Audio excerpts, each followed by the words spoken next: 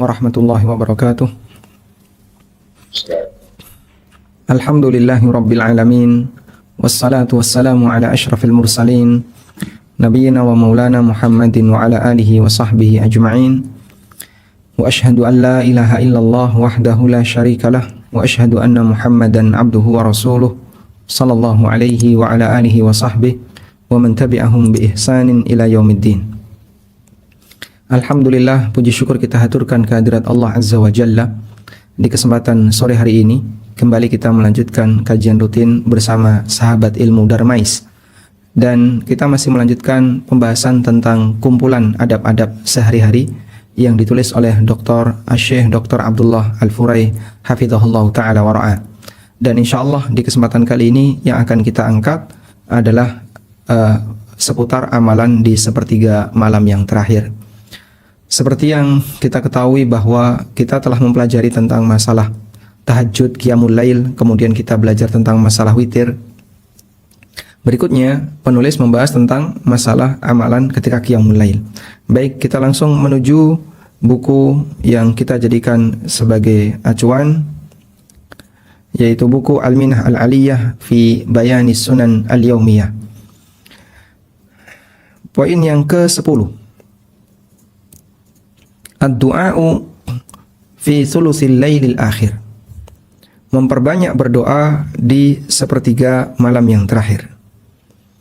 Minas sunan allati tata'akkadu akhiral laili ad-du'a. Di antara sunnah yang sangat ditekankan untuk dilakukan di akhir malam adalah banyak berdoa.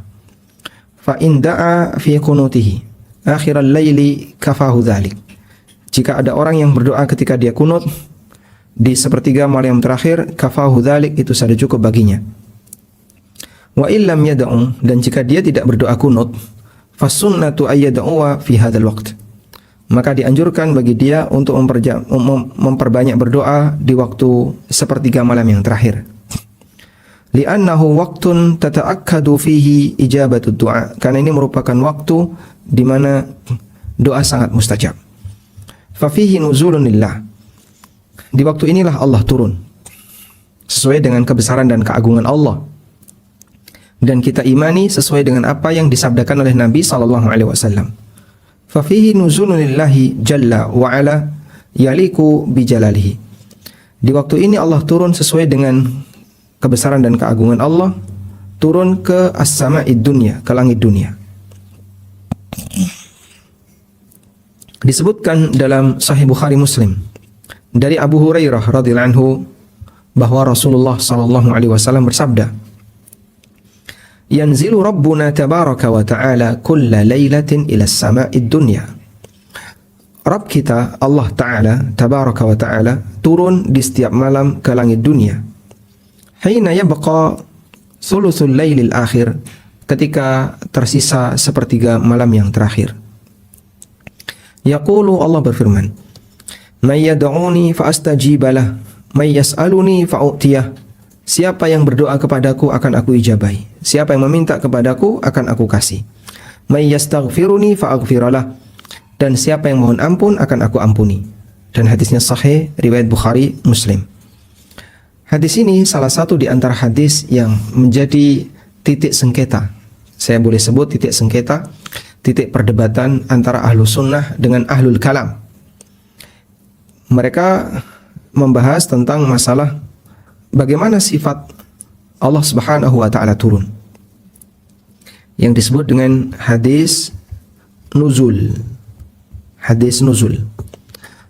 Dan hadis ini membahas tentang Allah turun ke langit dunia. Bagaimana bentuk Allah Subhanahu wa ta'ala turun ke langit dunia? Tentu kita tidak tahu bagaimana cara Allah turun ke langit dunia, sehingga kita serahkan kepada ilmu Allah. Namun benarkah Allah itu turun ke langit dunia dengan turun yang hakiki? Jawabannya, itulah yang disabdakan oleh Nabi SAW. Sederhananya seperti ini, bahwa Allah bercerita tentang dirinya. Allah bercerita tentang dirinya. Cerita Allah tentang dirinya itu meliputi cerita tentang sifatnya. Misalnya Allah mengatakan, Qul huwallahu ahad, Allahus samad, lam yalid wa lam yulad. Allah tidak beranak dan tidak diperanakkan. Allah tidak beranak dan tidak punya orang tua. Allah bercerita tentang sifatnya. Kemudian Allah juga bercerita tentang namanya. Misalnya, Wallahu Allahu la ilaha illa huwal hayyul qayyum. Kemudian Allah Subhanahu wa taala juga berfirman bahwa dia adalah As-Salamul Mu'min Al-Muhaimin. Dia adalah Zat As-Salam Al-Mu'min Al-Muhaimin, Al-Mutakabbir, Al-Jabbar, Al-Azizul Ghaffar, dan seterusnya. Allah bercerita tentang namanya. Kemudian termasuk yang diceritakan oleh Allah adalah perbuatannya. Allah bercerita tentang apa yang dia lakukan. Seperti dia menciptakan, Allahu khaliqu kulli syai'. Allah mendengar, sami Allahu qawlan lati tujadiluka fi zawjiha. Allah melihat, Allah menciptakan, Allah memberi rizki, dan seterusnya. Itu perbuatan Allah.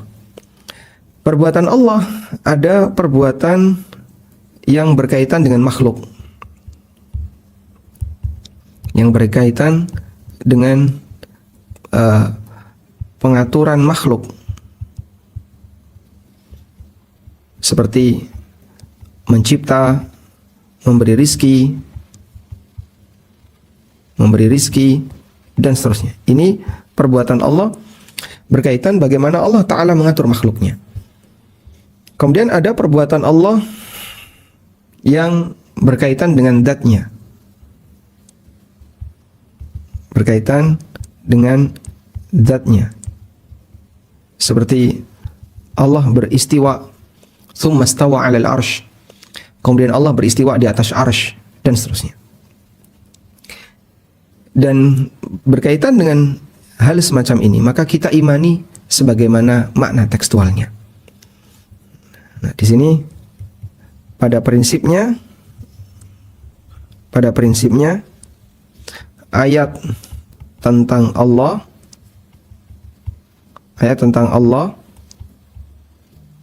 pertama kita imani, sehingga kita mengatakan ayat ini benar, ayat ini al-haq, tidak ada keraguan di sana. Kita imani tanpa ragu. Dan ini sepakat seluruh kaum muslimin bahwa ayat ini benar. Kalau sampai mengingkari, saya nggak mau menerima ayat yang mengatakan Allah beristiwa di atas arsy misalnya, Ar-Rahmanu 'alal arsy istawa, saya nggak mau terima. Kalau itu berarti mengingkari ayat Al-Quran, dan itu praktek kekufuran. Yang kedua, setelah kita imani, kita pahami. Nah, di sini kita pahami sesuai makna tekstual. Dipahami sesuai makna tekstual artinya tidak ditakwil. Sehingga di sini yang perlu dicatat adalah dipahami secara tekstual dalam arti tidak ditakwil. Tidak ditakwil. Kenapa tidak ditakwil? Pertanyaannya begini. Takwil itu tidak sejalan dengan kondisi linear. Ibaratnya seperti ini. Saya minum. Kalimat saya minum menunjukkan bahasanya makna tekstualnya adalah apa yang saya minum itu cairan. Sehingga ketika saya mengatakan saya minum, bismillah, alhamdulillah, berarti apa yang saya minum ini cairan. Kalau kemudian ada orang yang mentakwil kalimat saya, enggak, maksudnya saya minum itu dia makan, maksudnya makan, berarti dia memaknai tapi tidak linear. Namanya minum berarti yang diminum adalah cairan, tapi dia karena tidak linear diubah atau dia takwil jadi makan. Dan sesuatu yang tidak linear itu harus ada dalil. Harus ada dalil. Dalilnya apa? Dalilnya adalah penjelasan yang lain. Dari mana Anda tahu bahwasanya Allah turun itu bukan Allah yang turun, tapi rahmat Allah yang turun? Berarti harus ada dalil yang lain menjelaskan yang dimaksud Allah turun itu adalah rahmatnya. Itu yang dimaksud bahwa orang boleh takwil ketika ada dalil yang lain. Sehingga hukum asal sebuah dalil itu dipahami sesuai dengan makna tekstual. Karena ini yang linear. Linear itu sejalan dengan apa yang dipahami pertama oleh pendengar. Sejalan dengan apa yang dipahami pertama oleh orang yang mendengar kalimat tersebut. Selanjutnya, kita imani tanpa ragu dan kita pahami sesuai dengan makna tekstualnya. Dan yang dimaksud sesuai makna tekstualnya adalah tidak ditakwil. Sudah? Kita lanjutkan. Dengan menggunakan prinsip ini, maka ketika kita melihat ada hadis yang menceritakan tentang siapakah Allah, Allah berbuat apa, bagaimana nama-nama Allah, maka pertama kita imani jika hadis itu sahih. Yang kedua, kita pahami sesuai dengan makna tekstualnya. Baik, dari sini kita bisa melihat bahwa Allah turun, ya kita imani Allah turun, dan kita pahami sesuai dengan makna tekstualnya, yaitu Allah turun. Tapi bagaimana hakikat Allah turun, kita serahkan kepada ilmu Allah. Mengenai kejadian yang hakiki, kejadian yang sebenarnya, ini diserahkan kepada ilmu Allah. Sehingga bagaimana Allah turun, wallahu a'lam. Karena Allah tidak bercerita tentang bagaimana dia turun, tapi kita imani Allah turun. Wallahu a'lam. Semoga bisa dipahami dengan baik. Baik. Nah, berkaitan dengan hadis Allah turun. Hadis Allah turun, di situ ditakwil. Di situ ditakwil bahwa yang turun adalah rahmat Allah. Sehingga hadis yang tadi kita baca, yanzilu Rabbuna tabaraka wa ta'ala, itu dipahami dengan yanzilu rahmatu Rabbina tabaraka wa ta'ala. Telah turun rahmat Rabb kita. Sehingga yang turun bukan Allah, tapi rahmatnya Allah. Baik. Namun mentakwil bahwa yang turun adalah rahmat Allah, ini salah. Takwil ini salah. Karena di lanjutan hadis ada kalimat, siapa yang berdoa kepadaku maka akan aku ijabai. Apakah rahmat Allah bicara seperti itu? Apakah rahmat Allah akan mengampuni siapa yang minta ampun kepadaku akan aku ampuni? Di situ ada kalimat, siapa yang berdoa kepadaku akan aku ijabai. Apakah mungkin rahmat Allah yang berfirman seperti ini? Yang di lanjutan hadis kita bisa lihat ya, di mana Allah Subhanahu wa taala berfirman, "May yad'uni fa astajibalah." Barang siapa yang berdoa kepadaku maka akan aku ijabai. "May yas'aluni fa u'tiyah." Dan siapa yang meminta kepadaku akan aku berikan. "May yastaghfiruni fa aghfiralah." Dan siapa yang mohon ampun kepadaku akan aku ampuni. Apakah mungkin rahmat Allah berfirman seperti ini? Jawabannya tidak mungkin. Hanya Allah Subhanahu wa taala yang berfirman seperti ini. Karena yang bisa mengijabai doa, yang bisa memberikan permohonan, dan yang bisa mengampuni dosa hanya Allah Subhanahu wa taala. Baik. Selanjutnya, apa saja yang dianjurkan untuk dilakukan di sepertiga malam yang terakhir? Kita anggap selesai pembahasan tentang hadis nuzul. Berikutnya kita beralih kepada amalan sepertiga malam yang terakhir. Amalan di sepertiga malam yang terakhir. Selain tadi adalah banyak berdoa. Amalan berikutnya adalah banyak istighfar. Sehingga waktu yang istimewa untuk banyak istighfar adalah di sepertiga malam yang terakhir. Sebagaimana ini disebutkan oleh Allah Ta'ala di surat Az-Zariyat. Ketika Allah Ta'ala menceritakan sifat orang yang bertakwa. Innal muttaqina fi jannati wa uyun, akhidhina ma atahum rabbuhum innahum kanu qabla dhalika muhsinin, kanu qalilan minal laili ma yahja'un wa bil ashari hum yastaghfirun. Sesungguhnya orang-orang yang bertakwa mereka berada di jannatin wa uyun, di surga dan air mata. Di surga yang penuh dengan mata air, air mata. Di surga yang penuh dengan uyun, yang penuh dengan mata air. Akhidhina ma atahum rabbuhum, mereka mengambil apa yang telah diberikan kepada mereka oleh Rabb mereka. Innahum kanu qabla dzalika muhsinin, sesungguhnya sebelum ini, yaitu sebelum kejadian masuk surga ini, mereka adalah orang-orang baik. Kanu qalilan minal laili ma yahja'un, betapa sedikitnya di waktu malam yang mereka gunakan untuk tidur. Wa bil ashari hum yastaghfirun, dan di waktu sahur mereka rajin istighfar. Sehingga sifat orang yang bertakwa adalah rajin istighfar di waktu sahur. Kita bisa sebutkan ini di surat Adz-Dzariyat ayat 18.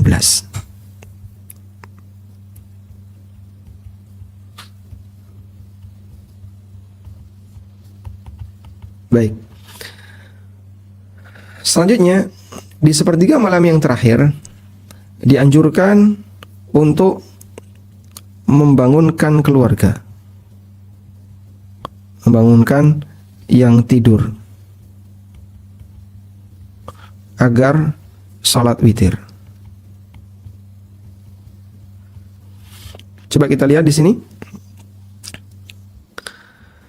Poin ke-11. Yusannu idza sallama min witrihi ay yaqula subhanal malikil quddus, subhanal malikil quddus, subhanal malikil quddus. Diangkat suaranya di kalimat yang ketiga. Ini ditunjukkan oleh hadis Ubay bin Ka'ab radhiyallahu anhu, bahwa Rasulullah sallallahu alaihi wasallam pernah membaca ketika salat witir sabbihisma rabbikal a'la dan qul ya ayyuhal kafirun serta qul huwallahu ahad. Sehingga 3 rakaat beliau salat witir baca al-a'la, kemudian al-kafirun dan al-ikhlas. Fa idza sallama qal, begitu beliau salam beliau membaca subhanal malikil quddus, subhanal malikil quddus, subhanal malikil quddus sebanyak 3 kali. Dan dalam hadis dari Abdurrahman bin Abza radhiyallahu anhu, beliau mengatakan wa yarfa'u bi subhanal malikil quddus sautahu. Nabi sallallahu alaihi wasallam mengangkat suara beliau, mengeraskan suara beliau ketika mengucapkan subhanal malikil quddus bitsalitsah untuk hitungan yang ketiga. Nah, dan hadis Abdurrahman bin Abza riwayat Ahmad, An-Nasa'i dan yang lainnya dan dinilai sahih oleh Syalbani. Nah, kemudian lain daripada itu adalah di nomor 12, di mana penulis menyebutkan dianjurkan untuk membangunkan istri agar qiyamul lail, membangunkan keluarga untuk qiyamul lail. Farrajulu, maka seorang suami disunahkan untuk membangunkan istrinya agar salat malam. Demikian pula wanita apabila dia bangun duluan dianjurkan untuk membangunkan suaminya. Wasaira ahliha, dan keluarganya yang lain seperti anak-anaknya. Wa hadza min babit ta'awun 'alal khair, dan ini termasuk di antara bentuk ta'awun, kerjasama dalam kebaikan. Wa yadullu alaihi, dan ini juga ditunjukkan oleh hadis Aisyah radhiyallahu anha. Qalat, beliau mengatakan, kana an-nabiyyu sallallahu alaihi wasallam yusalli salatahu minal laili kullaha. Nabi sallallahu alaihi wasallam melakukan salat malam kullaha, semuanya. Maksudnya ada, yang dimaksud di situ adalah Nabi sallallahu alaihi wasallam melaksanakan salat malam sekian rakaat. Artinya beliau tidak meninggalkan bagian witir, beliau melaksanakan semuanya. Wa ana mu'taridun bainahu wa bainal qiblah, sementara aku berada di depan beliau, di antara beliau dengan kiblat. Berarti Aisyah radhiyallahu anha tidur di depan Rasulullah sallallahu alaihi wasallam yang sedang salat. Fa idza arada ayyutira, dan apabila beliau mau witir, aiqadhani, maka beliau membangunkanku. Sehingga ketika sudah mepet-mepet dengan subuh, barulah Aisyah dibangunkan. Ya Aisyah, qumi fa'autiri. Wahai Aisyah, ayo bangun, witir. Masya Allah. Seorang suami yang demikian sayang kepada istrinya, yang dia menghendaki agar istrinya bisa menjadi wanita salihah. Begitu suami ini selesai melakukan salat tahajud dan mau witir, istrinya disuruh bangun agar ikut witir bareng dengan suaminya. Fa idza arada ay yutira ayqadani fa autartu. Apabila beliau hendak witir, maka beliau membangunkanku, lalu aku witir bersama beliau. Lalu aku pun salat witir. Wa an Ummi Salamah, dan dari Ummi Salamah radhiyallahu anha, qalat, beliau bercerita, istaiqadha an-nabiy sallallahu alaihi wasallam faqala. Suatu ketika Nabi sallallahu alaihi wasallam terbangun, lalu beliau mengatakan, subhanallah, madza unzila minal khazain wa madza unzila minal fitan. May yuqidhu sawahibal hujar hatta yusallina rubba kayisatin fid dunya ariyatun fil akhirah. Nabi SAW mengatakan, beliau melihat ke arah atas dan beliau melihat ada sesuatu yang turun, yang itu tidak dilihat oleh manusia biasa, yang hanya bisa dilihat oleh seorang nabi. Saat beliau melihat ke arah atas, ada sesuatu yang turun. Apa yang turun? Al-khazain, aneka kekayaan itu turun. Bentuknya apa? Wallahu a'lam. Yang jelas beliau melihat aneka kekayaan itu turun. Mungkin emas, perabotan atau apa turun. Allah turunkan ke dunia. Wa madza unzila minal fitan, dan beliau melihat aneka bentuk fitnah, aneka kekacauan, chaos yang akan terjadi di tengah umatnya itu turun. Wallahu alam bentuknya seperti apa yang dilihat oleh Nabi SAW. Yang jelas beliau melihat situasi itu. Mayyukidu sawahibal hujar, siapa yang akan membangunkan orang-orang yang sedang tidur di kamar-kamar ini? Yuridu azwajahu, dan yang beliau maksudkan di sini adalah para istrinya. Siapa yang akan membangunkan para istriku? Hatta yusallina, sampai mereka bisa sholat. Sampai mereka bisa sholat. Siapa yang akan bangunkan? Masya Allah. Karena situasi genting yang waktu itu dilihat oleh Nabi SAW, sampai beliau ingin seluruh istrinya bangun. Ayo bangun. Suruh para istri-istri itu bangun. Rubba kasiyatin fid dunya, betapa banyak orang berpakaian di dunia.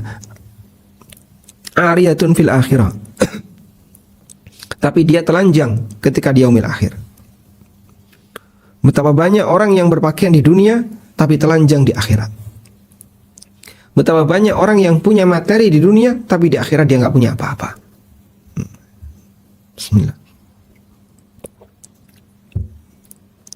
Sehingga ada di antara manusia yang karena mereka tidak punya bekal ketika menuju Allah Subhanahu wa taala, yang hanya numpuk materi, tapi ketika di akhirat ternyata itu sama sekali tidak bermanfaat bagi hidupnya. Rubba kasiyatin fid dunya ariyatun fil akhirah. Betapa banyak orang yang berpakaian ketika di dunia tapi telanjang ketika di akhirat. Nah, wa fil ashril awakhir min Ramadan yazdadu hadha sya'nu. Dan ketika di 10 malam terakhir Ramadan, maka sunnah semacam ini lebih ditekankan. Fa'inda Muslimin an Aisyah radhiyallahu anha, disebutkan dalam riwayat Muslim dari Aisyah radhiyallahu anha, qalat, beliau bercerita, karena Rasulullah sallallahu alaihi wasallam idza dakhala al-ashra, Nabi sallallahu alaihi wasallam kalau sudah masuk 10 terakhir Ramadan, ahyal laila, beliau menghabiskan waktu malamnya untuk ibadah. Wa aiqadha ahla, dan beliau bangunkan para istrinya.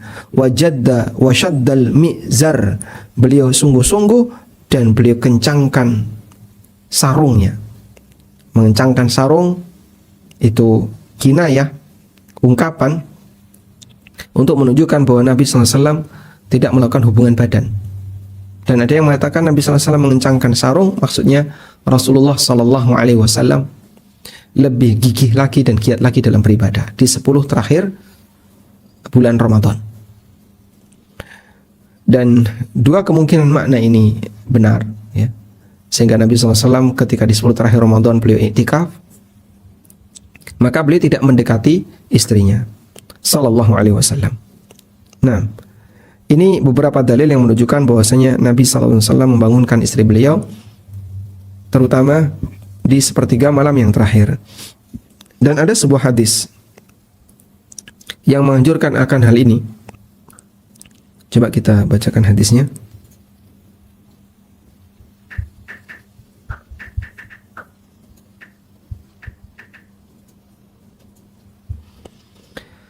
Hadisnya seperti ini.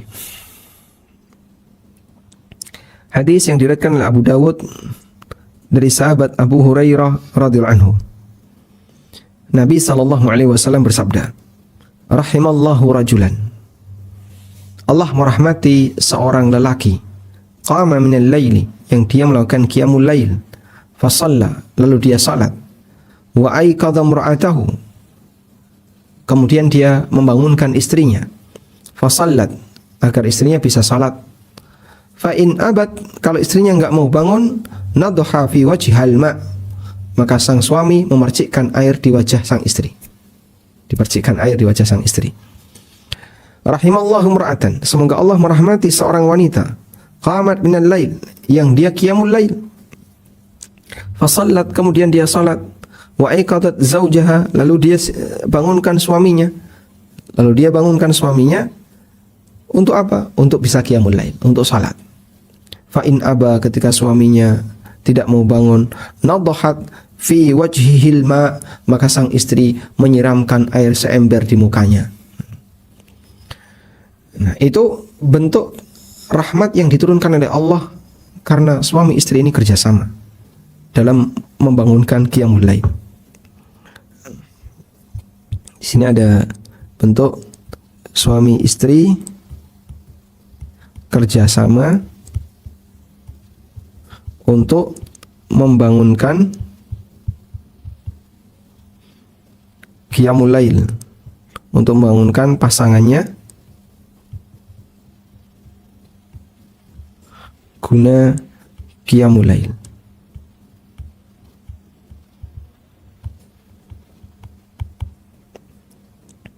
Sehingga agar istri bisa qiyamul lail, suami bisa qiyamul lail, mereka saling kerjasama. Dalam situasi seperti ini, keluarganya akan dirahmati. Dirahmati Allah. Baik, kita lanjutkan.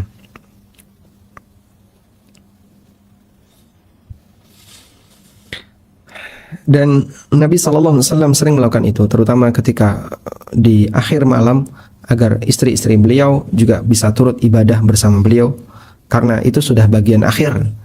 Karena kalau kemudian itu tidak bangun, nanti akan kebablasan sampai subuh. Selanjutnya, minas sunnah ayyaf alal qa'im lilailin al-arfaq binafsihi li'alla yu'thiru ala khusyu'ihi. Bagian dari sunnah agar orang yang melakukan qiyamul lail, dia melakukan ibadah yang tidak terlalu memberatkan dirinya, agar tidak berpengaruh terhadap khusyuknya. Fa idza asaba futurun shalla jalisan. Kalau kemudian tiba-tiba malas, maka dia bisa salat sambil duduk. Berdasarkan hadis Anas radhiyallahu anhu, qala, beliau menceritakan, dakhala Rasulullah sallallahu alaihi wasallam al-masjid. Rasulullah sallallahu alaihi wasallam masuk masjid. Wa hablun mamdudun baina sarataini. Sementara ada tali yang terikat di antara dua tiang.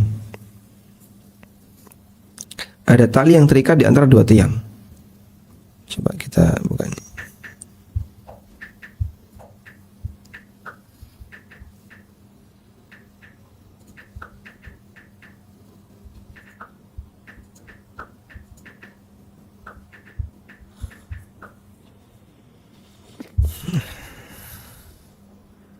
Wallahu a'lam.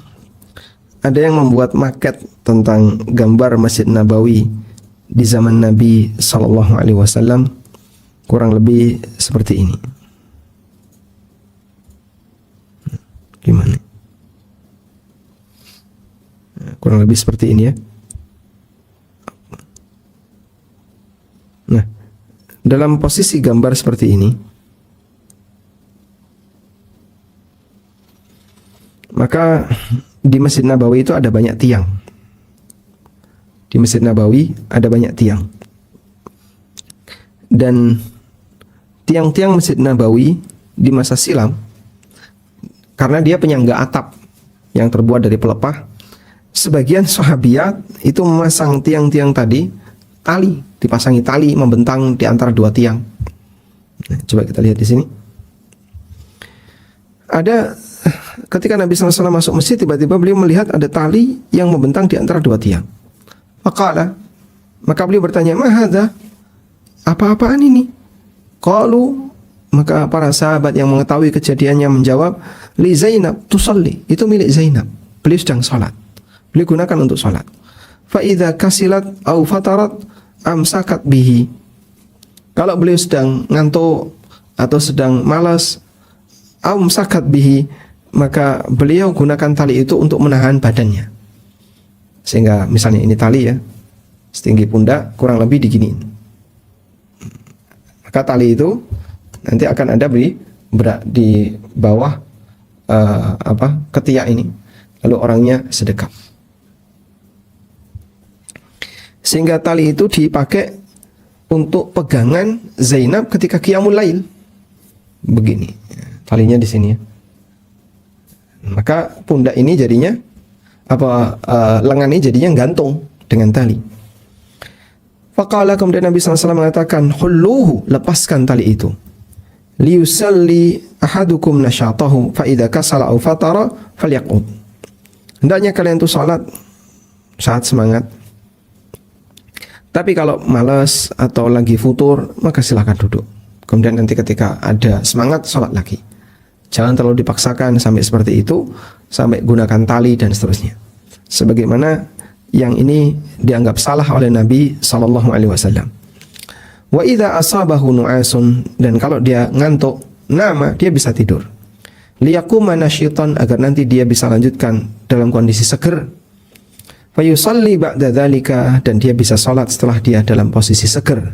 Berdasarkan hadis Aisyah radhiyallahu anha, anna Nabiy sallallahu alaihi wasallam qaal, bahwa Nabi sallallahu alaihi wasallam bersabda, idza na'asa ahadukum fis salati falyarqud, apabila kalian ngantuk ketika salat, tidurlah. Pak, apa doa untuk bisa menghilangkan ngantuk? Tidak ada. Terus gimana obat ngantuk secara syar'i? Tidur. Nabi SAW memerintahkan orang yang sholat kalau ngantuk tidur. Maka jika yang sholat saja ketika ngantuk disuruh tidur, apalagi yang di luar sholat, gimana sih Pak caranya biar bisa nggak ngantuk? Apa doanya? Ya, doanya Bismika Allahumma amutu ahya. Tidur. Hatta yadhhaba anhu naum, sampai suasana ngantuk itu hilang. Fa in ahadakum idza shalla wa huwa na'isun la'allahu yadhhabu yastaghfiru fayasubba nafsahu. Karena kalau kalian salat dalam posisi ngantuk, bisa jadi dia pengennya istighfar tapi malah mencela dirinya sendiri. Karena salah dalam berdoa, disebabkan apa? Ngantuk. Sehingga karena ngantuk itu membuat dia jadi ngawur ketika berdoa. Wa kadza idza asabahu nu'asun wa nahu huwa wa yaqra'ul qur'ana bil lail, demikian pula ketika orang itu ngantuk atau semacamnya sementara dia dalam posisi membaca Al-Qur'an di waktu malam. Fa inna sunnata ayyanam, maka yang dianjurkan adalah tidur. Liyataqawwa, agar dia punya kekuatan untuk bisa melakukan qiyamul lail.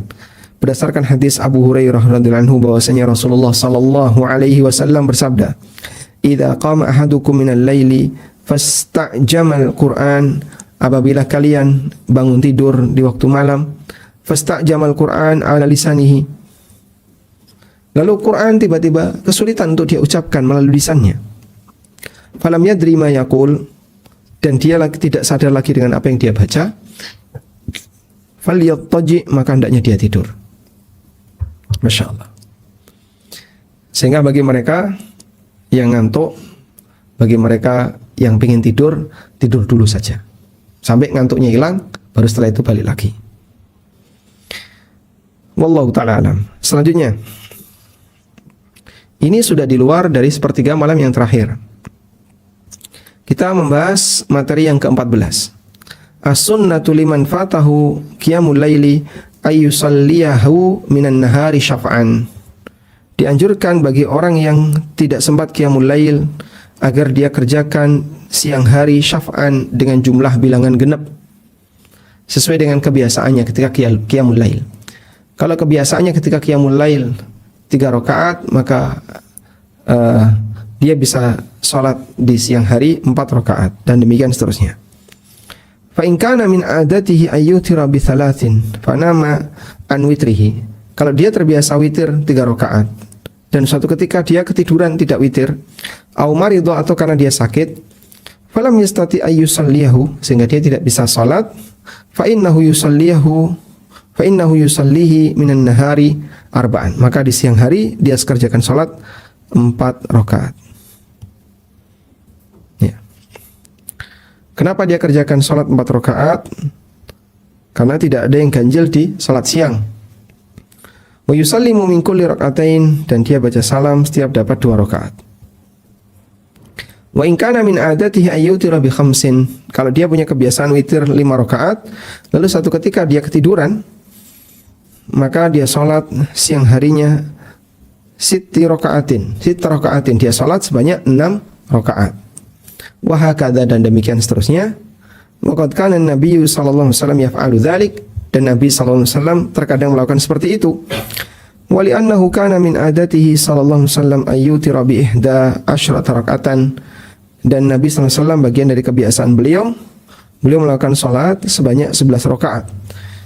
Fa inna Aisyah radhiyallahu anha taqul anin Nabi sallallahu alaihi wasallam, karena Aisyah radhiyallahu anha pernah bersabda dari Nabi sallallahu alaihi wasallam, wa kana idza ghalabahu naumun aw waja'un an qiyamil laili shalla minan nahari 12 rak'atan. Nabi SAW mengatakan, atau Aisyah menceritakan, dan ketika beliau ngantuk, ghalabahu naumun aw waja', atau beliau mengalami sakit sehingga tidak bisa qiyamul lail, maka dia bisa kerjakan salat itu di siang hari sebanyak 12 rakaat. Hadis riwayat Muslim. Wallahu alam.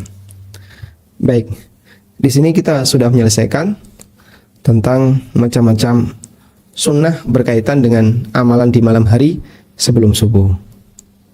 Dan kita masuk pada bab baru, yaitu bab tentang waktu fajar. Namun sebelumnya kita break sejenak. InsyaAllah akan kita lanjutkan sesaat lagi, InsyaAllah ta'ala. Wa sallallahu ala nabiyyina Muhammadin wa ala alihi wa sahbihi wa sallam.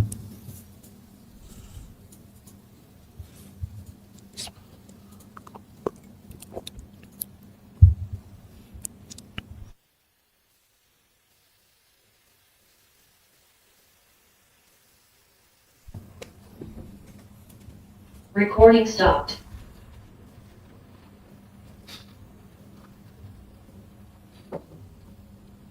Baik Bapak Ibu jemaah yang Allah sambil kita lihat kembali di sela-sela break yang saya akan lanjutkan, mohon diucapkan beberapa pertanyaan baik itu berkaitan dengan tema pada sore dan bisa melalui kolom chat tulis ke 08 dan juga yang itu saya silakan bisa dengan saya Ustaz sudah break sebentar. Kami juga ingin sampaikan bahwa kajian ini akan secara rutin oleh sahabat Indonesia dan sahabat Indonesia dan juga live streaming di YouTube channel, channel, dan pada saat ini ada lebih dari 200 jemaah di Zoom dan lebih dari 400 jemaah yang ini menjadi secara live ya di channel.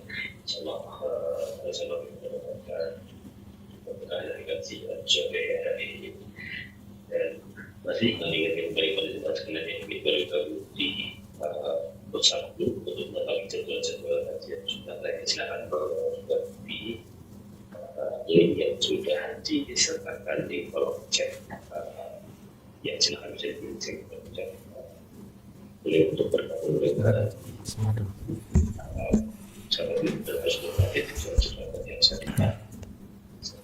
Baik, silakan. Saya tidak kembali bersama kita. Bismillah. Alhamdulillah. Recording in progress. Baik, alhamdulillah wassalatu wassalamu ala Rasulillah wa ala alihi wa sahbihi wa muwala. Kita sudah menyelesaikan topik tentang masalah ibadah di malam hari. Berikutnya, begitu sudah selesai ibadah di malam hari, kegiatannya adalah masuk sholat subuh. Maka penulis membicarakan tentang sanian waqtal fajri. Yang kedua adalah ibadah terkait sholat subuh. Dan ketika beliau membahas tentang ibadah sholat subuh, maka pertama kali yang dijumpai adalah azan. Penulis menyebutkan fihi iddatu a'malin hiya min hadyin Nabi sallallahu alaihi wasallam. Di sana ada beberapa amalan yang merupakan sunnah Nabi sallallahu alaihi wasallam. Yang pertama adalah amal azan. Wa fihi iddatu sunanin, dan di sana ada beberapa sunnah ketika azan. Pertama adalah mutaba'atul muadzin. Yang pertama menjawab muadzin. Dianjurkan bagi orang yang mendengarkan azan untuk mengucapkan seperti yang diucapkan oleh muadzin. Oleh karena itu, upayakan agar ketika azan dikumandangkan kita tidak berada di kamar mandi. Itu penting. Sehingga kalau kita ingin masuk atau datang ke masjid lebih awal dan tidak telat, maka Anda bisa persiapan sebelum azan dikumandangkan. Begitu azan dikumandangkan, maka Anda sudah dalam posisi tidak berada di kamar mandi. Sudah bersuci, misalnya sudah buang air misalnya, kemudian sudah bersuci, sudah wudhu, siap di luar, atau siap tidak berada di kamar mandi. Mungkin sambil pakai baju dan seterusnya, azan berkumandang, sehingga kita bisa menjawab azan. Illa fi hay'alatain, kecuali ketika muadzin mengucapkan hayya 'alas shalah atau hayya 'alal falah, kita membaca la haula wala quwwata illa billah. Berdasarkan hadis dari Abdullah bin Amr bin As radhiyallahu anhuma, bahwa beliau mendengar Nabi sallallahu alaihi wasallam bersabda, "Idza sami'tul muadzin," apabila kalian mendengar muadzin, faqulu mithla ma yaqul, maka ucapkan sebagaimana yang diucapkan oleh muadzin. Nah, bagaimana yang diucapkan oleh muadzin? Coba kita baca hadis dari Umar bin Khattab berikut ini. Hadis dari Umar bin Khattab radhiyallahu anhu, beliau meriwayatkan bahwa Rasulullah sallallahu alaihi wasallam bersabda, "Idza qala al-muadzin Allahu akbar, Allahu akbar, faqala ahadukum Allahu akbar, Allahu akbar." Kalau muadzin mengumandangkan Allahu akbar, Allahu akbar, maka jawablah Allahu akbar, Allahu akbar. Thumma qala, kemudian muadzin mengumandangkan asyhadu an la ilaha illallah. Qala, maka jawablah asyhadu an la ilaha illallah.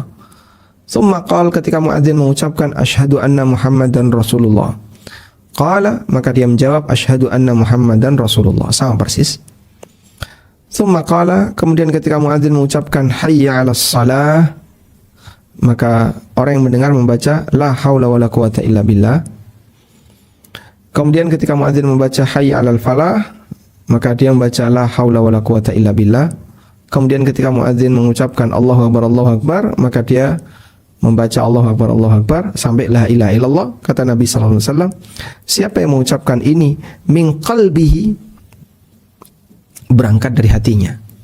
Siapa yang jawab azan berangkat dari hatinya, artinya dipenuhi dengan keyakinan Allah akbar, dipenuhi dengan keyakinan asyhadu an la ilaha illallah, asyhadu anna Muhammadar Rasulullah, dipenuhi dengan keyakinan la ilaha illallah, maka jika dia mengucapkan ini berangkat dari hatinya, dakhalal jannah, akan masuk surga. Hadis sahih riwayat Muslim. Betapa indahnya amalan ini, sangat sederhana, tapi bisa mengantarkan orangnya menuju surga. Makanya tadi kita syaratkan kalau azan berkumandang, sebaiknya Anda jangan sampai sedang berada di dalam toilet. Karena kadang ada orang, azan, baru dia masuk toilet. Akhirnya kalau seperti itu jadi kebiasaan, dia tidak akan pernah menjawab azan kecuali ketika dia berada di masjid. Baik. Kemudian zahir dari hadis Umar bin Khattab ini, bahwa muadzin ketika mengucapkan takbir Allahu akbar, Allahu akbar, dia ucapkan bersamaan, dalam arti tidak dikasih jeda. Sehingga keliru kalau kalimatnya Allahu akbar, Allahu akbar, Allahu akbar, Allahu akbar, asyhadu an la ilaha illallah. Nah itu kenapa keliru? Karena Allahu akbar, Allahu akbarnya terpisah. Allahu akbar, Allahu akbar, Allahu akbar, Allahu akbar. Nah itu terpisah. Kalau zahir dari hadis ini menunjukkan bahwasanya takbir itu digabung. Allahu akbar, Allahu akbar, Allahu akbar, Allahu Allahu Akbar, sehingga takbir itu digabung. Wallahu a'lam. Selanjutnya, kenapa di situ dibedakan bacaannya? Mengapa hayya 'alas shalah? Mengapa hayya 'alas shalah dibalas dengan la haula wala quwwata illa billah? Demikian pula hayya 'alal falah. Hayya 'alal falah juga dibalas dengan kalimat yang semisal la haula wala quwwata illa billah. Mengapa demikian? Karena ini adalah kalimat ajakan. Tuh, kalimat ajakan. Ini merupakan kalimat ajakan dan tidak ada yang bisa memenuhi ajakan itu, tidak akan bisa memenuhi ajakan itu kecuali dengan apa? Dengan pertolongan Allah. Kecuali dengan pertolongan Allah. Nah, pertolongan Allah berarti dia ikrar dalam dirinya bahwa tidak ada daya. Nah, putus ya. Sebentar.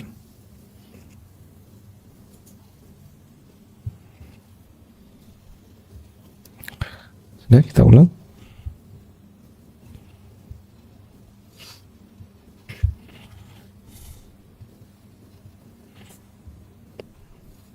Baik, masuk. Jadi kenapa ketika muadzin mengucapkan hayya 'alas shalah, hayya 'alal falah, kita membaca la haula wala quwwata illa billah?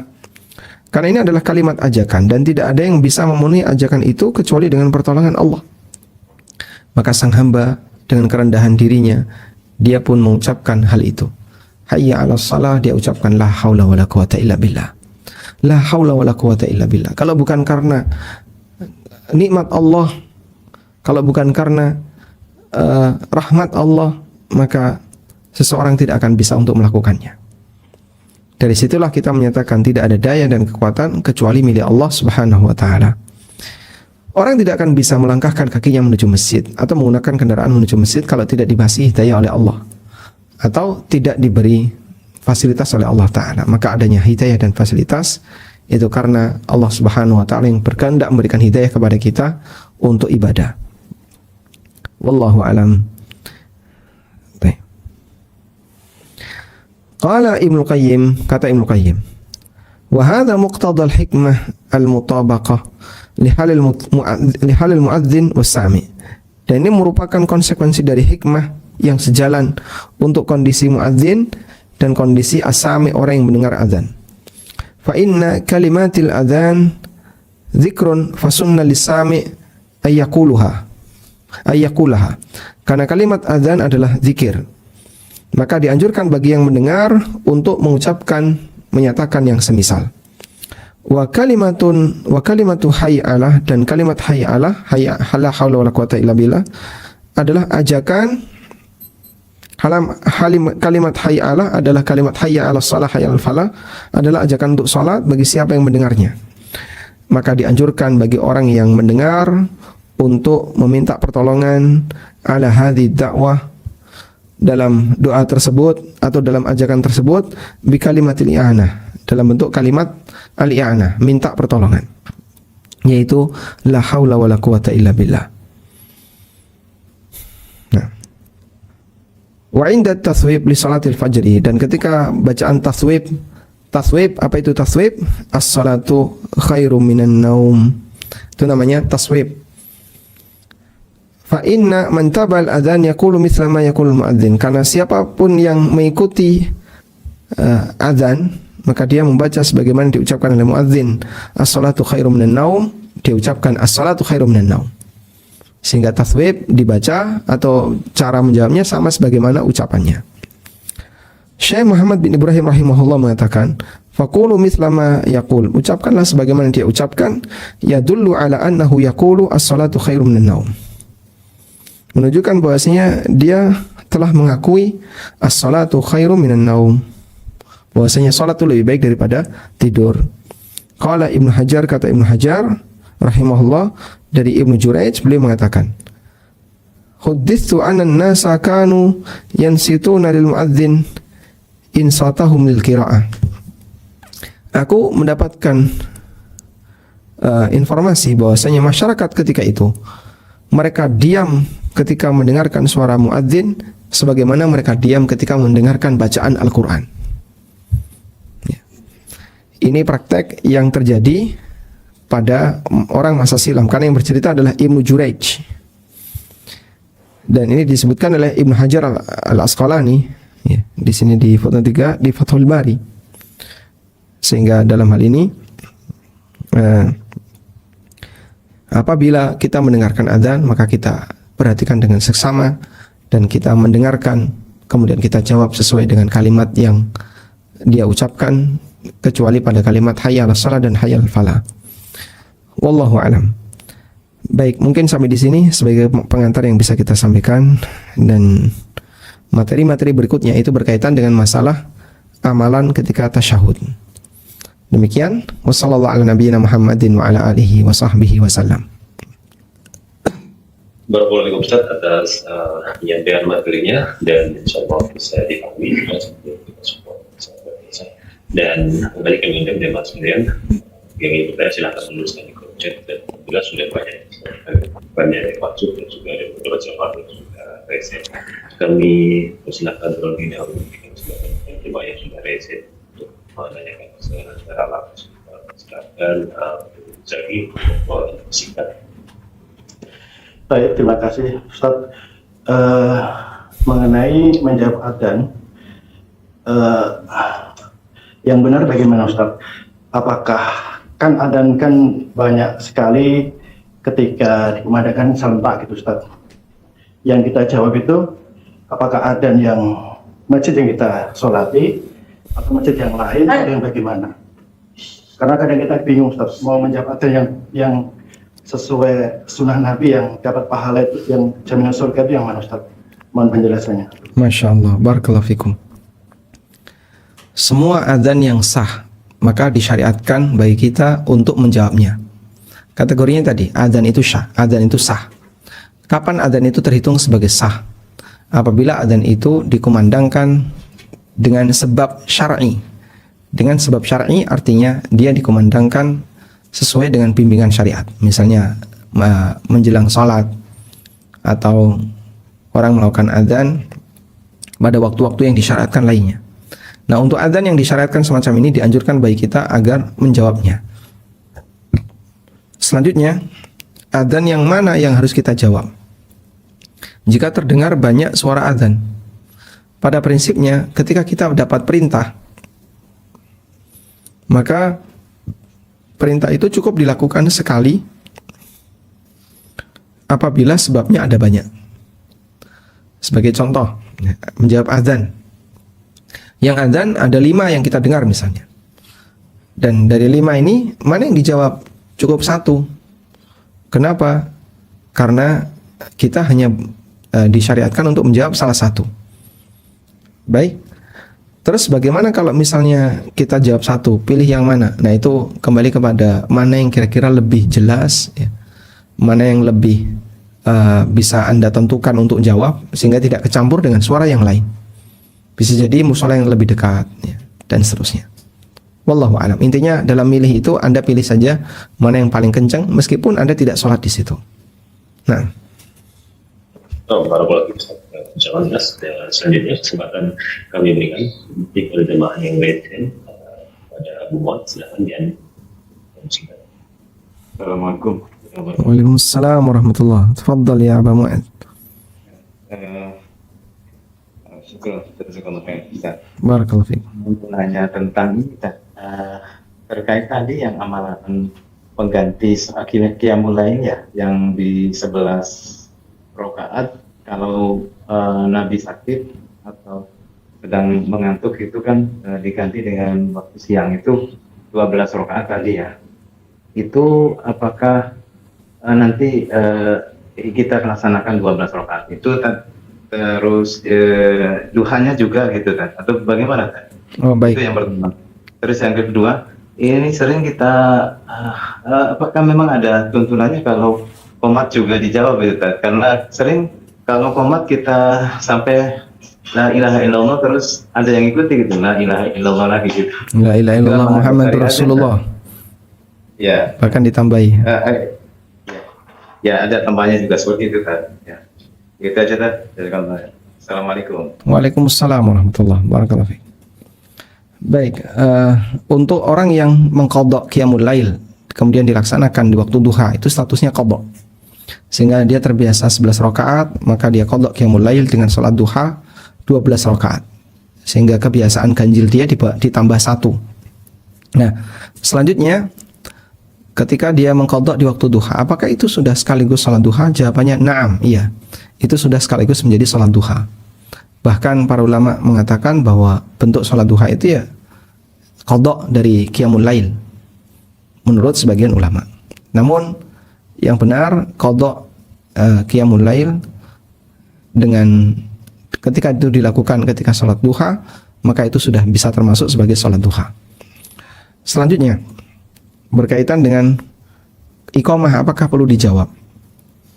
Dalil yang ada dari hadis dari Umar dari Rasulullah SAW yang tadi kita baca, itu adalah hadisnya untuk azan dan tidak untuk iqamah. Ya. Sementara apakah iqamah juga perlu dijawab? Dalam hal ini ulama berbeda pendapat, dan mereka ketika berbeda pendapat, titik sengketanya adalah apakah iqamah itu bisa dikiaskan dengan azan? Sehingga hadisnya kan tentang menjawab azan. Nah, sekarang dibawa kepada menjawab iqamah. Yang jadi pertanyaan adalah apakah iqamah itu bisa dikiaskan dengan azan? Bagi mereka yang mengatakan bisa, maka iqamah dikiaskan dengan azan. Jika azan dijawab, iqamah juga dijawab. Pendapat yang kedua, iqamah tidak perlu dijawab. Dan ini pendapat Ibnu Utsaimin rahimahullah ta'ala. Sehingga dalam hal ini ketika terdengar iqamah, dia tidak perlu menjawab apapun, tapi dia merapikan diri untuk segera bergabung di shaf. Wallahu a'lam.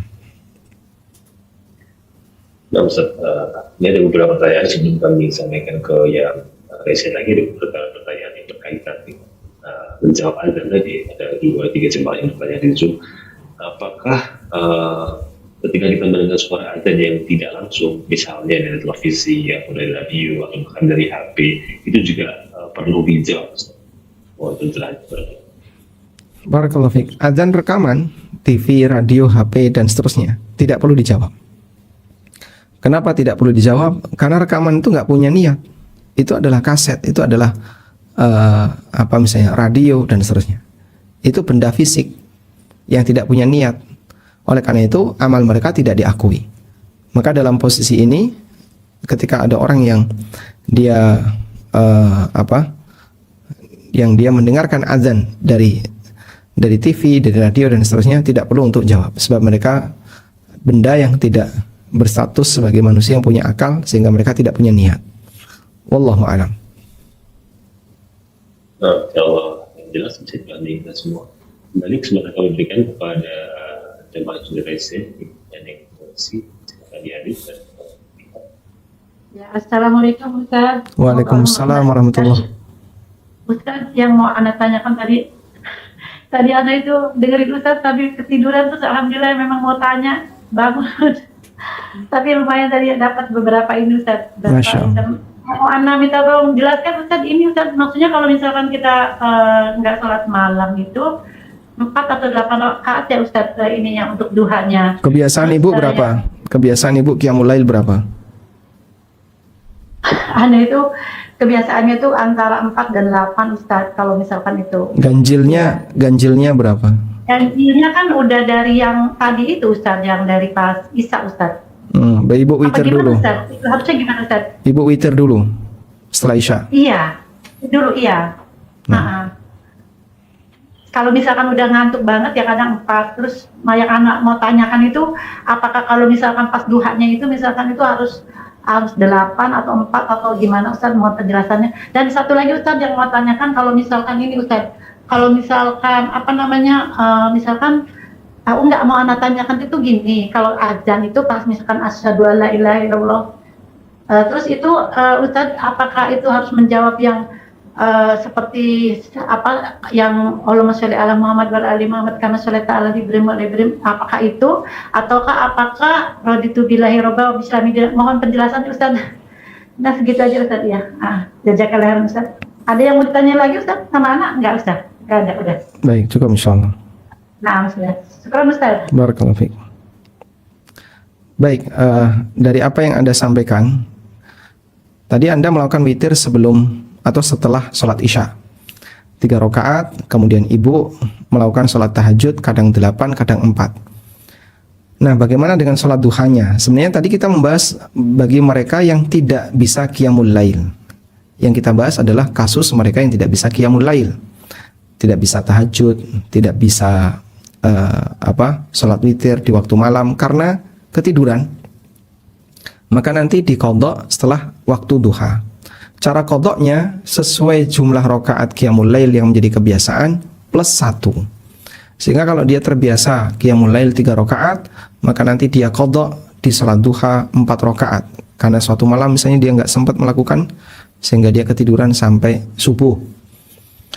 Jika kebiasaannya adalah 8 rakaat plus 1 berarti 9, maka nanti qiyamul lail 10 rakaat. Jika kebiasaannya 11 rakaat, qiyamul lail 12 rakaat. Bagi yang tidak sempat untuk qiyamul lail, maka dikerjakan di waktu duha. Tidak sempat karena apa? Ketiduran. Nah, wallahu a'lam. Kemudian yang kedua tadi jawab azan. Menjawab. Mungkin selesai azan yang dimaksud ya, baca sholawat. Memang dianjurkan untuk selesai azan baca sholawat. Begitu adzan selesai, kita baca Allahumma salli wa sallim ala nabiyyina Muhammad. Lalu berdoa. Kita berdoa kepada Allah, Allahumma rabbah hadhihi da'wati tammah was salatil qa'imah sampai akhir doa. Itu yang lebih sesuai sunnah. Wallahu a'lam. Ada yang masih kurang? Insya Allah jelas sesuai dengan yang ditanyakan tadi, dan termasuk juga kami sampaikan kepada jemaah ada sekiranya ini 6-7 pertanyaan yang berkaitan dengan mengkodok sholat malam yang mulai di waktu duha. Nanti silakan Bapak Ibu sekalian untuk merujuk kembali bisa di AMB channel di YouTube, karena tadi sudah dijelaskan oleh Ustaz Abi 6-7 pertanyaan tentang bagaimana mengkodok. Masya Allah, mulia seragam. Iya. Silakan nanti dibaca Bapak Ibu sekalian bertanya. Dan ini satu hal yang juga ditanyakan oleh ada 4-5 jemaah yang bertanya Ustaz, yang sebenarnya sudah dibahas Ustaz di kajian pekan yang lalu tentang seberapa batasnya sebenarnya sepertiga malam terakhir itu. Dan disitulah batas kapan sampai mengerjakan sholat tahajud itu. Jadi perlu mengetahui secara detail berapa batas sepertiga waktu terakhir. Mohon dijelaskan. Nah, mengenai batas sepertiga malam terakhir itu dihitung dari maghrib. Maghrib jam berapa? Jam 6 misalnya. Subuh jam 4. Maka antara jam 6 dan jam 4 Anda bagi 3. Disitulah akan ketemu jam berapa sih sepertiga malam terakhir itu. Karena diukur dari mulai maghrib sampai subuh. Dan ada yang mengukur dari mulai isya. Isya jam berapa? 7:30 sampai subuh jam 4:30. Maka ukurannya dari mulai 7:30 sampai 4:30. Disitulah batas Anda bisa bagi 3. Maka sepertiga itu adalah sepertiga malam. Wallahu a'lam. Dan pendapat yang lebih kuat insya Allah dihitung dari sejak habis maghrib sampai subuh, berapa jam di rentang itu kemudian bagi 3. Nah, Ya, sangat jelas ya. Tadi ada satu jemaah yang sudah resign, silakan Ibu Rima bisa di-unmute.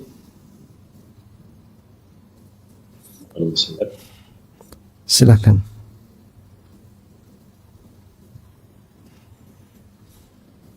Di kolomkan ya bertanya.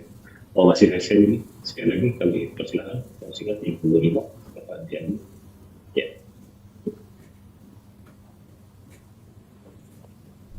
Ibu sudah unmute, silakan. Pertanyaan langsung Ustaz. Ya, Assalamualaikum. Waalaikumsalam warahmatullahi. Saya kebiasaan mengerjakan witir saat sebelum saya tidur. Namun belakangan ini karena kelelahan, maka saya kelupaan untuk bangun sholat malam. Apakah saran seperti yang diutarakan Ustadz tadi, saya menggantikannya di saat saya sholat duha? Demikian Ustadz. Barakallahu Terima fiik. kasih. Jazakallah khair. Barakallahu fiik. Ya. Jadi kalau ibu di malam harinya nggak sempat untuk sholat witir dan tidak sempat sholat tahajud, maka digantikan di waktu duha. Dan teknisnya tadi ya, berapa jumlah kebiasaan sholat tahajud ibu plus witirnya ditambah 1. Kalau kebiasaannya 11, maka nanti di waktu duha ngerjakan sholat duha 12 rakaat. 2 rakaat salam, 2 rakaat salam. Wallahu alam. Masalahnya saya sudah mengerjakan witir terlebih dulu. Oh gitu.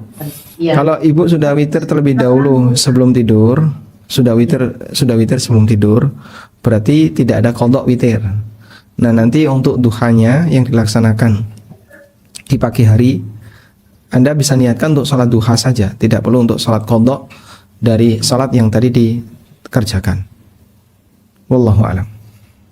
Jazakallah khair. Barakallahu fiikum. Insyaallah. Baik, insya Allah bisa dipahami oleh kita semua. Izin saya lanjutkan ke beberapa pertanyaan di kolom chat. Silakan. Saya coba pilih. Nah, ini juga ada pertanyaan dari saya pilih dari pertanyaan yang sama dari 2 jemaah. Bismillah. Assalamualaikum Ustaz. Semoga Allah berikan Ustaz dan keluarga. Mau menanyakan, apabila seorang wanita sedang haid, tetapi dia sehingga tidak dapat melakukan qiyamul lail, dapatkah ia bangun di sepertiga malam terakhir ini hanya untuk berdoa? Apakah sama mustazatnya dengan orang yang melakukan qiyamul lail?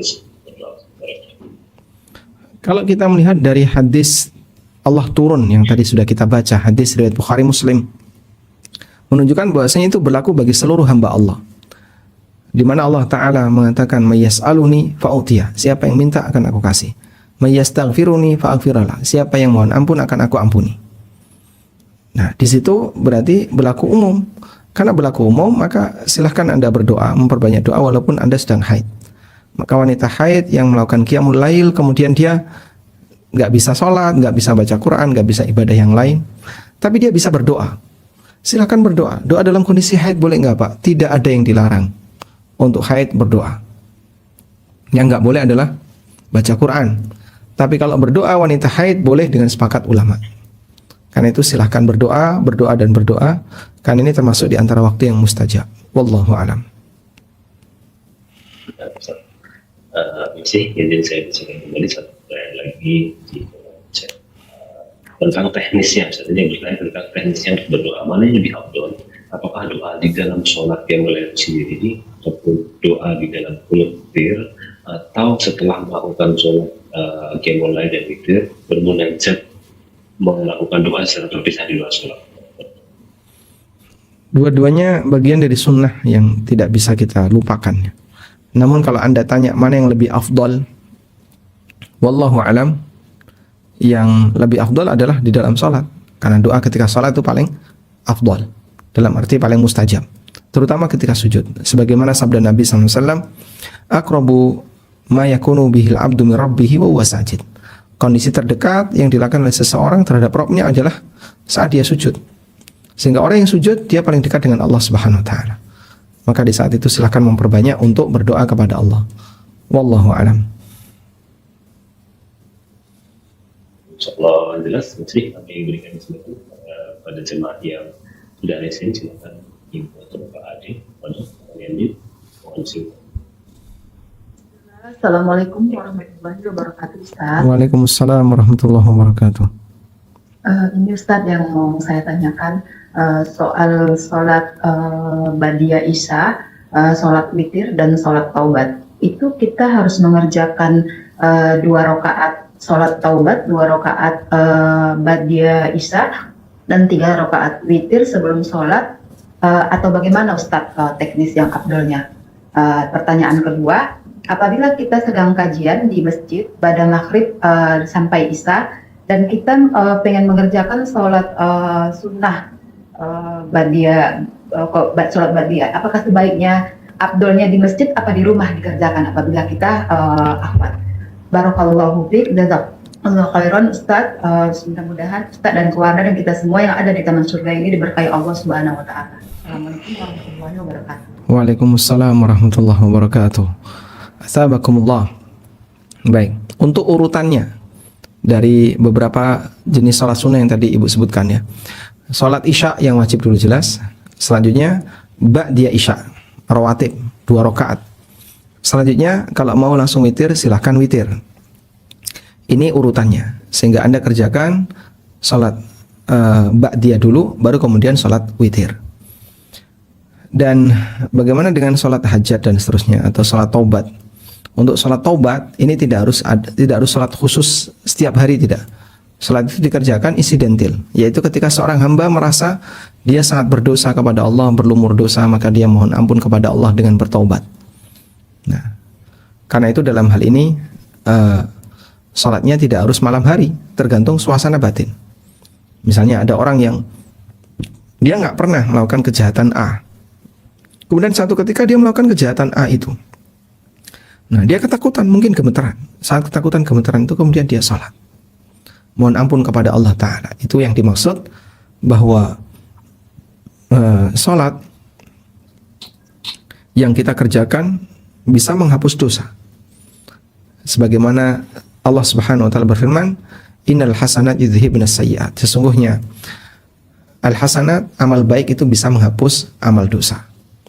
Wallahu a'lam. Terkait dengan yang pertanyaan kedua, Ustaz, apa tentang Yang kedua tadi apa? tentang kalau ada kajian dari maghrib sampai isya, nah. itu bagaimana untuk sholat ba'diyah? Wallahu a'lam. Ini pribadi saya ya. Karena Anda kan sudah, karena kajiannya kan di masjid. Artinya apakah Anda sholatnya di rumah ataukah di masjid? Nah dalam hal ini, jika nanti Anda sholat di rumah mungkin nggak dapat tempat, atau ketika sholat di rumah nanti jadi telat kajiannya, maka mungkin Anda bisa sholat jamaah di masjid. Tapi boleh saja misalnya Anda sholat wajib di musola, di rumah, kemudian Anda sholat ba'diyah, setelah itu baru berangkat ke masjid, kemudian nanti di masjid tahiyatul masjid untuk mendengarkan tausiah, itu juga boleh. Bisa pertama, bisa kedua. Wallahu a'lam. Masya Allah, masih pertanyaan banyak sekali dan ada 3 jamaah yang resen izin membacakan dan juga mohon apa-apanya Ustaz kalau sudah mendekati waktu maghrib di Jogja. Berkaitan, saya coba mengumpulkan beberapa pertanyaan yang serupa berkaitan dengan teknis bacaan sholat witir. Apakah betul ganjil, kemudian 3, apakah 2 salam 1 salam, ataukah boleh hanya 1 rakaat salam? Berkaitan sholat witir 3 rakaat ya. Ya, ya. Sholat witir 3 rakaat, yang penting tidak menyerupai sholat maghrib. Anda bisa kerjakan 2 salam, kemudian plus 1, atau 3 sekaligus, langsung salam sekali. Di bagian akhir, tasyahud cuma sekali di bagian akhir. Sehingga sholat witir 3 rakaat bisa dikerjakan 2 rakaat salam, plus 1 rakaat salam. Bisa juga 3 rakaat sekaligus langsung tasyahud akhir di bagian akhir, tidak ada tasyahud awal. Bisa juga demikian. Wallahu a'lam.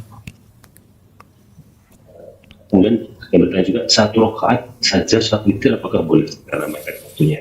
Boleh, dan itu pendapat jumhur. Meskipun sebagian ulama ada yang mengatakan sholat 1 rakaat itu terputus.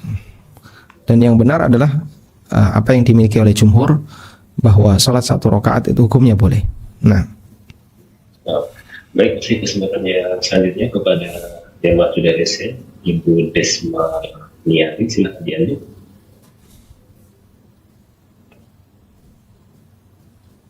Assalamualaikum warahmatullahi wabarakatuh. Waalaikumsalam warahmatullahi wabarakatuh. Ustaz, Ana mau bertanya di luar tema, Ustaz. saudara saya ini kan terjadi konflik Ustaz, karena mau tanya antara ibu dan anak-anak.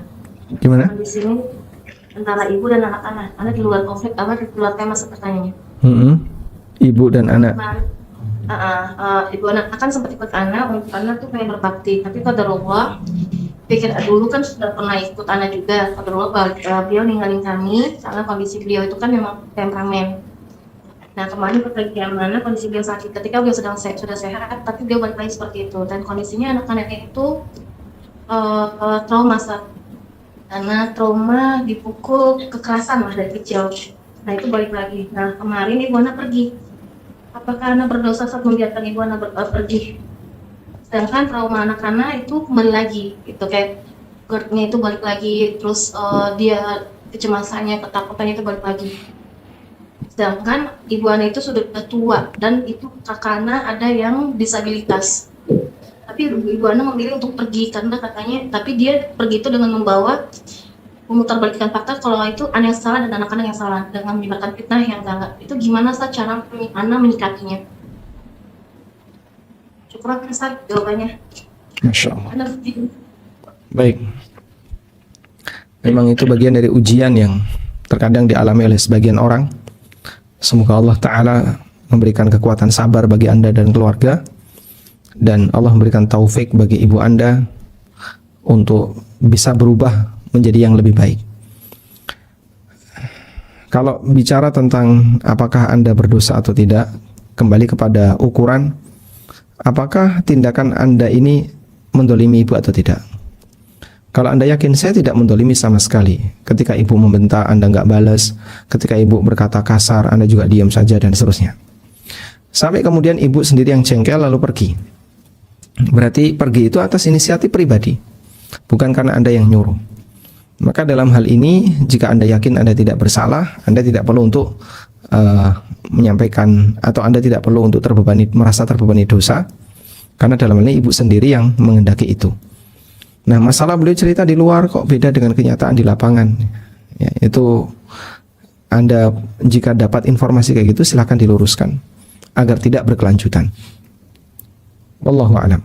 Dan sebagai solusi, barangkali ibu coba diajak kajian-kajian sesama usianya atau kajian bersama Anda, ya, sehingga beliau mendengarkan, walaupun bisa jadi beliau awal-awal menolak, tapi karena sering kita ajak seperti itu, semoga nanti ada perubahan.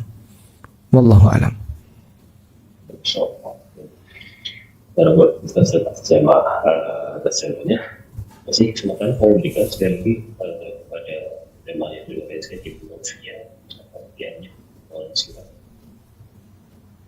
Silakan.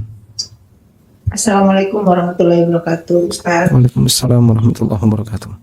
Makasih Ustaz telah memberi waktu untuk bertanya. Ana mau tanya Ustaz, Ustaz, anak terbiasa dengan dengan melaksanakan Qiyamul Lail itu, sholat tahajud itu malam 8 rakaat ditambah 3 rakaat. Kadang-kadang untuk pada saat akhir-akhir itu anak tidak sempat untuk berzikir. Nah, bagaimana solusinya ya Ustaz? Mohon pencerahan Ustaz.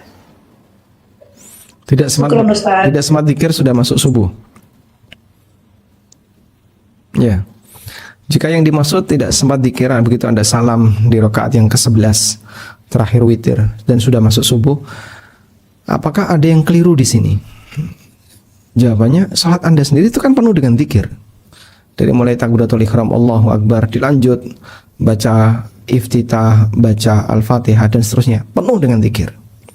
Maka sebenarnya salat sendiri itu sudah zikir semua. Dan tidak ada zikir khusus untuk salat tahajud, maka kalaupun tidak zikir insya Allah tidak masalah. Wallahu a'lam.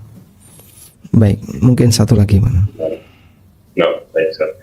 Silakan satu lagi jawabnya saudara Isken, Ibu Amina.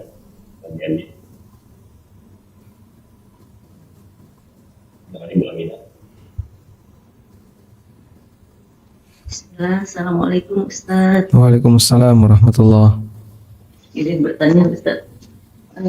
Itu sholatnya itu apakah niatnya bisa digabungkan dengan sholat duha itu sendiri, atau sholat duha itu sendiri, sholat hajat, atau bagaimana Ustaz?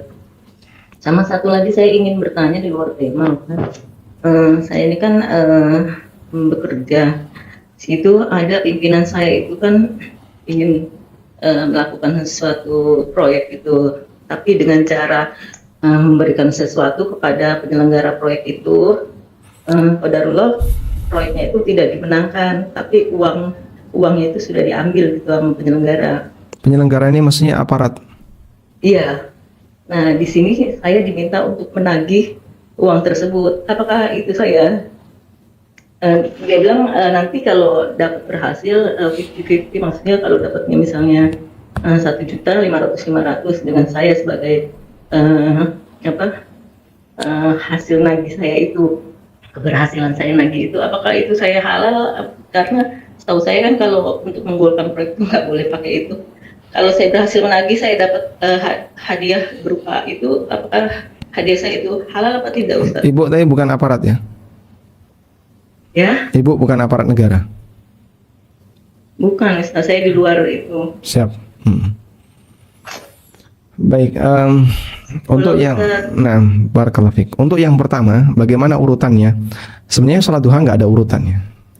Dan model sholat sholat taubat, sholat hajat dan seterusnya itu sifatnya insidental karena kebutuhan, bukan tiap hari. Sehingga tidak ada istilah urutan sholat tahajud, sholat hajat, sholat taubat, sholat Lailatul Qadar katanya ya. Kemudian sholat witir sudah. Bukan gitu. Karena yang namanya sholat hajat dan sholat taubat itu tadi sifatnya insidental karena kebutuhan. Sehingga ketika tidak ada kebutuhan ya pada asalnya tidak harus dilakukan tiap hari. Kemudian yang Anda bisa lakukan ketika sholat duha intinya adalah sholat genep.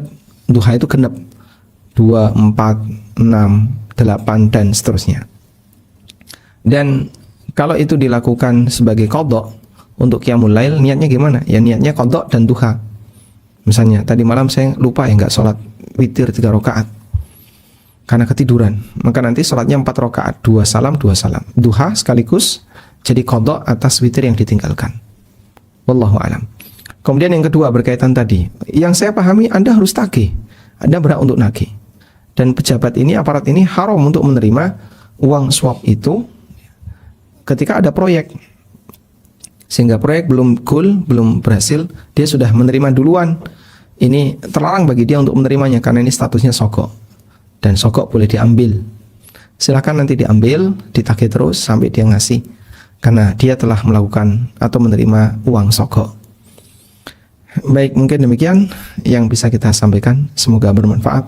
Wassallallahu ala nabiyyina Muhammadin wa ala alihi wa sahbihi wasallam. Wa akhiru da'wana anil hamdulillahi rabbil alamin. Wassalamualaikum warahmatullahi wabarakatuh.